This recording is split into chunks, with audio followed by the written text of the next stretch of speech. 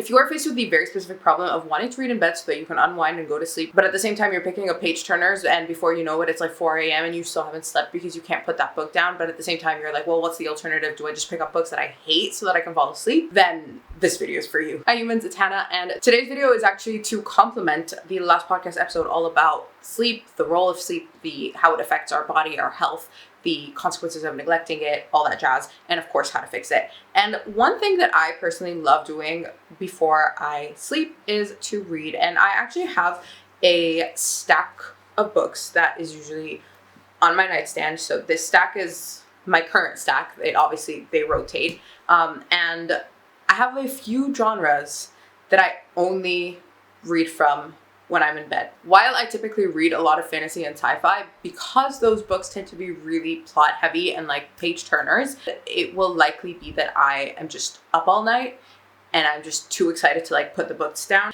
It is not always the best to read in bed if you are trying to relax and not get overly mentally stimulated. So here are the genres that I personally love reading in bed and that I would recommend that you try picking up books from. And I'm going to walk you through the ones that I have on my shelf, and within each genre, I think there are like 4 or 5 genres. Within each, I'm also going to recommend you more because I can only be reading so many books at a time. So the first genre is actually poetry, and from my nightstand we have the complete poems of Dorothy Parker, as well as Please Do Not Touch This Exhibit by Jen Campbell. And these are 2 very, very different tones, so this is a lot more modern.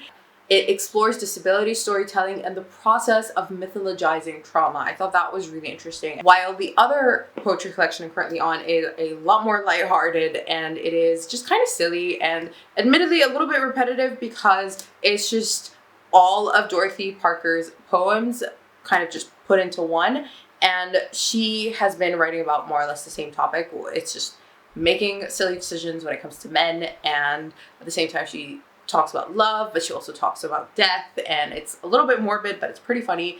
And the reason I picked this up is, you guys know the Gilmore Girls scene where they fall asleep in Miss Patty's studio, and before it, Dean is reading that like excerpt from Dorothy Parker's poems. That's what really made me want to pick up Dorothy Parker, and so far that poem is actually my favorite of all of them. But anyway, aside from these 2 that are on my nightstand, I have a few others to recommend. The first one is Dream Work by Mary Oliver. Mary Oliver famously took from nature to reflect on her life, mental health, existence, and this collection is a great example of that. Then we have Serious Concerns by Wendy Cope, and these are short, humorous, lighthearted poems. The one that you likely heard talked about is The Orange, but there are many others that are just really funny, really lighthearted, just a good time, honestly. So if you want something funny and short, then please pick this up. Sorry for the light changes, but there's a tree just in front of the sun and it just keeps blowing in and out of frame. So it just keeps blocking the sun, and then, yeah, see? Sorry. And then we have The Trouble with Poetry and Other Poems by Billy Collins. This is not my favorite poetry collection. Billy Collins writes about mundane, everyday life from the perspective of trying to add a little bit of whimsy to it, or just add a little bit of fun to it, or humor. And some poems I liked, some I just, they were fine, but I still wanted to recommend it because it could be something that you would enjoy. And then finally, to kind of segue into the second genre that we have, is The Honey Month by Amal al-Muhtar. This is a poetry and short story collection. And the story behind this is that the author basically received, I think it was 28 vials of honey, something like that. And with each vial of honey that she receives from, I think it was a friend that was sending her this honey, and when she tasted each one, she came up with a different poem or a different short story. And I thought that was really lovely. As an artist who is a lot more into abstract and impressionist painting or art in general, I kind of see that in poetry. And it's this collection especially, it's this like taking of one thing and then kind of processing it and it creating it out of feeling into something else. That process is what I do in my work. And so it was really obvious that that is what happened here. And that is why I love not just poetry, but I really, really did enjoy this collection. So I would recommend these for poetry. But then moving on to short stories, the one that I am personally on right now is The Dangers of Smoking in Bed by Mariana Enriquez. And it is translated by Megan McDowell or McDowell. I still have no idea how to pronounce that. But it is a short story collection of horror stories. And while, yes, this might not be suitable for everyone to read before bed, I am fine with them. They're really not that scary, at least to me. My friends thought they were, but I'm not finding them that scary. And I'm about halfway through, but they're cool. They're a little eerie, just like eerie enough, but like not intensely. And the reason I'm recommending short story collections in general, it doesn't have to be horror, pick your poison. Like, again, you could be more sensitive. But the reason I'm recommending short story collections is because short stories are one and done. You read a few pages and you're done. You can close the book. You can go to sleep with a conclusion. Whereas if you're reading longer novels, they tend to obviously drag, and so you might end up staying up for longer, whereas with this it's a lot more controlled in terms of how much time you spend on it. And then the other short story collection I have also ties into the next genre, but it is this Small Penguin Classics collection of Edgar Allan Poe stories, and it is The Telltale Heart as well as two others. And the back literally says horrifying tales of mystery, sickening madness, and buried bodies by the master of the macabre. So I don't know what is wrong with my short story collection taste, but again, you don't need to pick up horror short stories or weird short stories. You can pick up any types of short stories before going to bed. But the next genre that this kind of crossed over with is classics. Reading classics is not everyone's favorite thing, but if you are trying to read classics and you want to read classics by nature, I've said that word so many times, but classics by nature are slower. It doesn't mean that they're boring, or it doesn't mean that you don't enjoy them. It just means that they're slower paced and you're not as inclined to like go through the pages really quickly. And the classic that I'm currently on, and I have been on for a while, I'm almost halfway through, but not quite. It is Wuthering Heights by Emily Bronte, and this is a gothic classic where we have a couple, I assume, but like one of them is dead now, and you don't really know who the couple is. You're not really sure.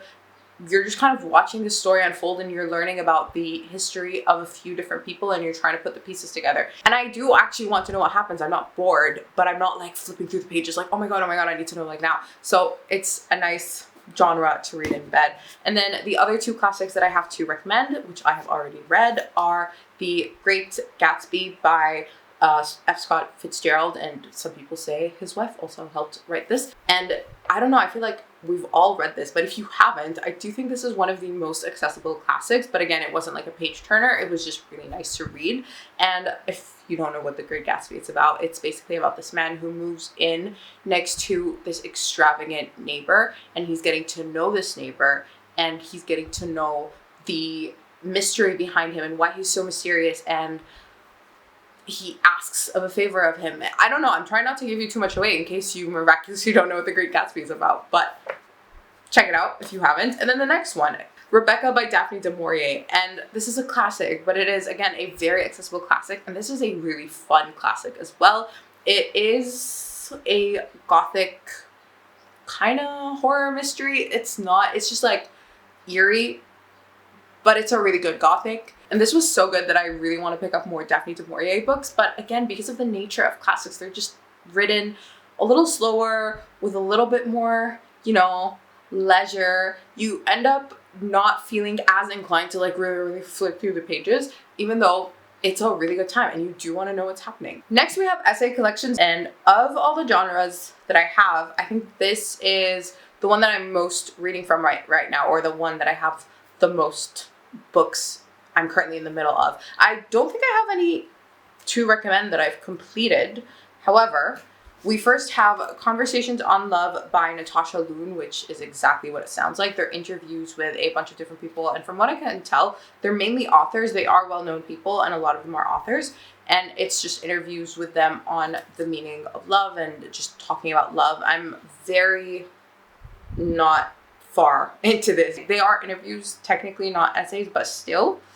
it was close. And then Funny Weather, Art in an Emergency by Olivia Lang. And again, this is one that I'm not very far into, but it is discussing the importance of art and the contributions as well as the effects of art in political climates. I really like the line that describes this as, with characteristic originality and compassion, she celebrates art as a force of resistance and repair, an antidote to a frightening political time. I really want to get further into this soon. And the one that I have been reading more of is Upstream by Mary Oliver, same human who wrote Dreamwork. This is a collection of essays where Mary Oliver reflects on nature as well as writing and her creative process. And as I've already mentioned when talking about this, these two things tended to collide with her, and because her writing was about nature. And I'm quite enjoying this, especially because I love reading about other creatives' process.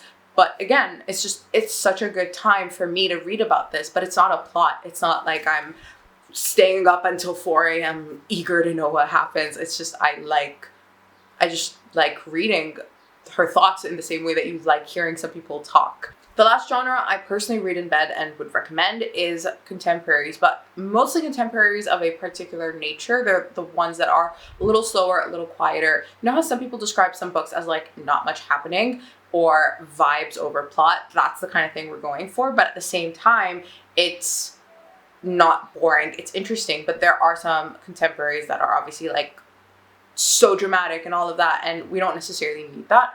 But for me, I am currently only reading one contemporary, and it is Ghosts by Dolly Alderton, but haven't picked this up in a very long time, and I'm just a third of the way through it because it was a tiny bit, I don't know.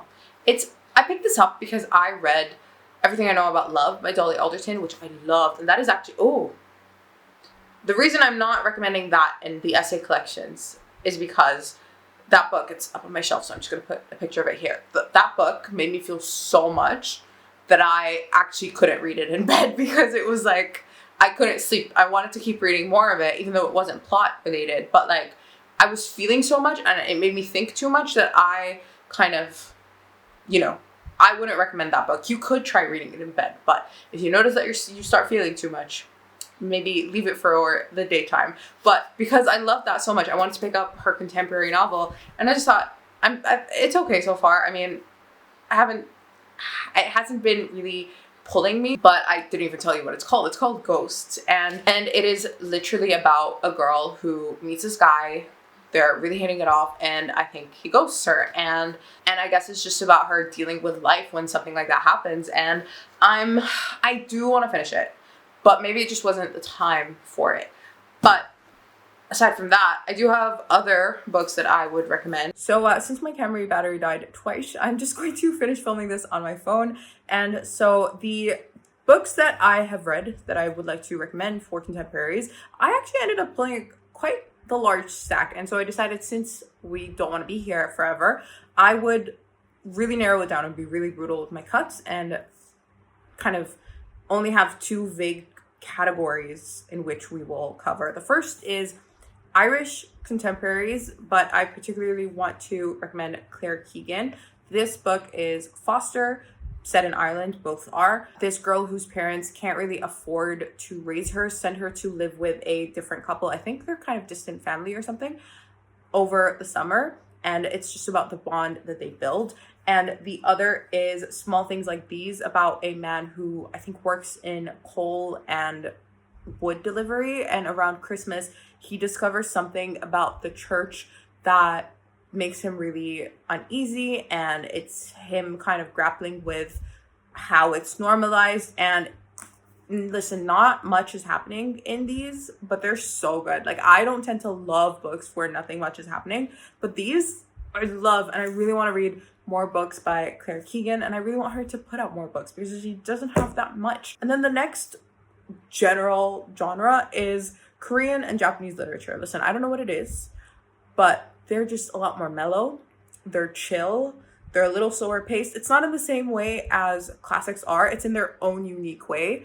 And I just think they're great to read in bed. So first I want to recommend Convenience Store Woman by Sayaka Murata. And this is translated translated from the Japanese by Jinny Tapley Takamori. And this is just about a woman who works at a convenience store, and she's perfectly happy doing so, but everyone is up in her business and they're like, well, why are you working here? And she's like, I like it here. I'm fine here.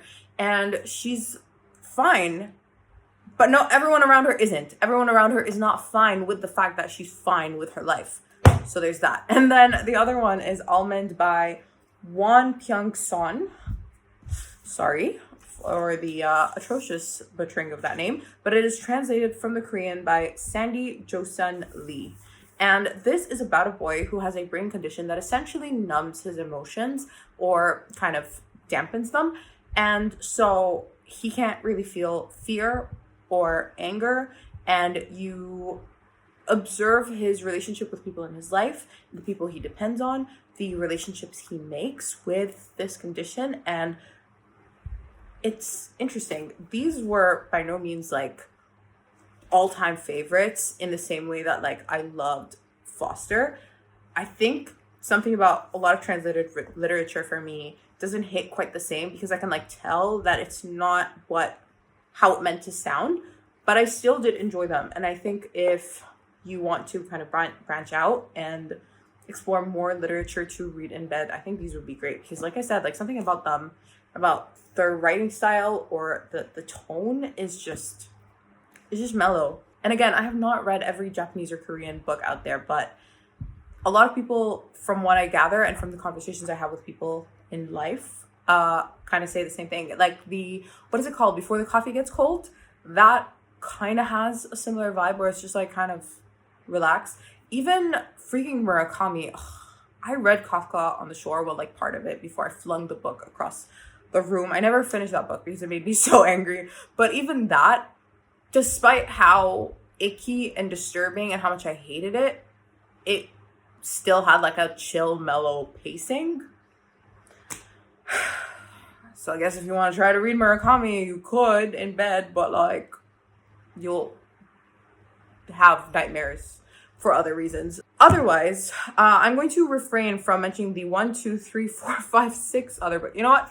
I'll name them, but I won't go into them. A lot of them are ones you may have probably already heard about, but My Year of Rest and Relaxation by Atessa Moshfegh. Okay, Spitfire, like, descriptions. This girl who decides to sleep for a year and she does everything in her power to do so, like taking pills, and it's just really unhinged. And then Exciting Times by Nisha Dolan, another Irish fiction, and it is just about 3 people's messy dynamics as they live in Hong Kong. 2 of them are expats, 1 is from there, and they're kind of navigating, I think it was like late 20s, early 30s, something like that. And then of course Sally Rooney in general. I'm sure you don't need me to tell you what Normal People is about, but it's about 2 people who have gone to school together. They've had a specific dynamic, and then in the university it kind of flipped where like the popular one and the one that was kind of an outcast, like their roles flipped, and then you just kind of follow their dynamic and how their relationship evolves in that. This is the one that I loved. This I liked, but it is Beautiful World, Where Are You? We follow 4 different people and their dynamics. You can tell there's a pattern here, and it's just kind of how they compare themselves to one another and how they each see themselves in the world and how they're once again kind of navigating the world as people who are in their 20s and their 30s, trying to figure out where they belong, trying to figure out what they believe to be important in life or like in relationships and so on. And then there is Happy Hour by Marlo Granados, 2 girls who don't actually have visas to work where they are. I think they're in the US, but they're Canadian, something like that. And they don't have the visas to work, but they still want to spend the summer in New York. So they end up doing all these like weird errand jobs, and they are trying to survive, but at the same time, they're balancing it with just partying and having a good time and going out and letting boys or men pay for stuff. But at the same time, there's like some conversations about putting yourself in specific situations and also being subjected to icky comments or even like being called exotic sometimes because one of them is very obviously a person of color. So it's very interesting. And then Second Place by Rachel Cusk is not one that I loved, but I would recommend this type of story to be read in bed because it's like I don't want to describe it this way, but this is kind of like pretentious literature, and I think it thinks that it says more than it does, but it, like, you know, so still, this is the kind of thing that I would absolutely read in bed, because it's not like not a page turner and it's quite slow, but at the same time I just wanted to know where we're going. I wanted to know where we're going to end up, and I needed to know. I needed to get to know the point. So I finished it. That's it. I said I wasn't going to talk about all these books, but I did, and it's for you. You're welcome. So that is it for this weirdly structured video. It is all over the place, and we have very different frames and very different image qualities. I actually much prefer the phone's quality, but anyway, I'm not going to repeat the first half, even though I'm very tempted to. I'm not going to do it. I'm not going to do it. Stop being a perfectionist. Just put the stupid video out there. Okay. Anyway, let me know if you have any book or genre recommendations for me to read in bed, especially if you have specific book recommendations that fall under the genres that I mentioned. I would love to know. And let the other people know in the comments down below. And if you want to learn about sleep and how it affects you and how to fix your sleep, then make sure that you listen to the last podcast episode, which is also the last video on the channel, but it's also available on audio platforms like Spotify, Apple Podcasts, etc. But otherwise, if you enjoyed this video, I would really appreciate it if you subscribe to the channel and like the video, and let me know your thoughts in the comments down below. All of that helps the video and helps the channel grow. And if you want more wellness content on Instagram and TikTok, then you can follow me under Hannah Marai. That's just the same name as my channel name, HANAMAR, the number 3 and an I. If you want more content on here, then you can click either video on the screen, and I'll see you in the next one.